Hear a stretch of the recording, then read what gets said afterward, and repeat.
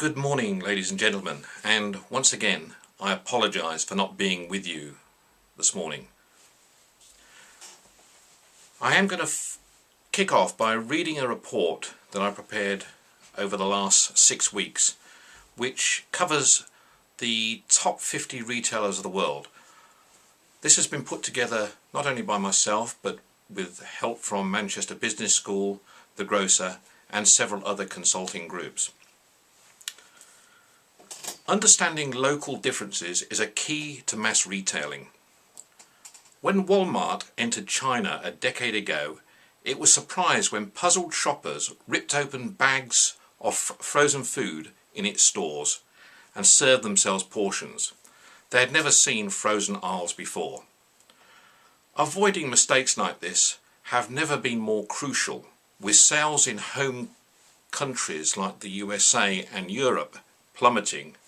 Breaking into new markets, primarily in the developing world like South Africa, will be a major factor of the future of growth and profitability of the world's biggest retailers. So who are they, and who will emerge victorious?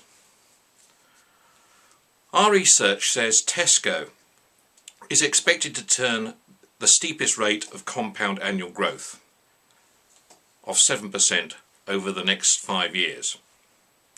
This calculation was made partly on its heady expansion since 2010 and its now strong position in China, Korea, Malaysia and Eastern Europe.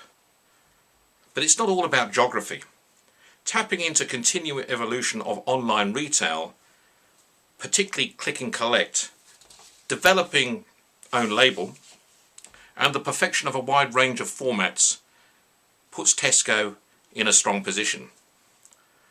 A lot of retailers are now turning to smaller store formats as a means to filling existing markets and growing new ones. Tesco has considerable expertise in small formats, and the opportunities for Tesco Express in China are staggering. Let me read that again. A lot of retailers are now turning to smaller store formats as a means to filling in existing markets and growing new ones. Tesco has considerable expertise in small store formats, and opportunities for Tesco Express in China are staggering. International expansion is nothing new for the world's biggest grocers as well. Last year, outside its domestic market, 27% of Walmart's sales cut.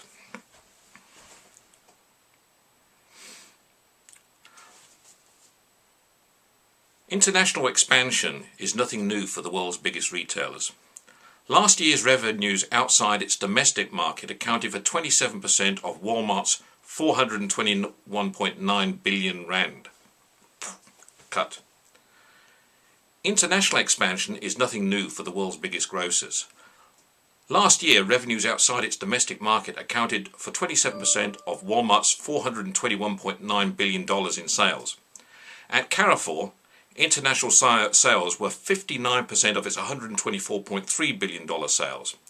Tesco's international sales were 33% of its $93.1 billion sales, and Metro's group's international sales were 62% of its $87.3 billion sales.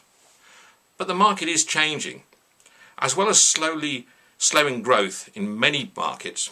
But the market is changing. As well as slowing growth in many markets, new delivery mechanisms, most notably the internet, are the challenging conventional new model.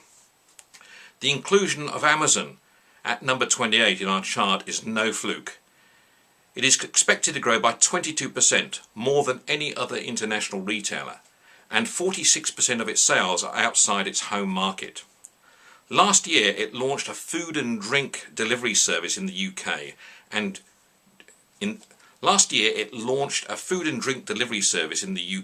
and Germany, offering 22,000 products. Let's wait and see. I don't expect it will be trouble to the big retailers, but it'll certainly change the way some of us shop and influence others.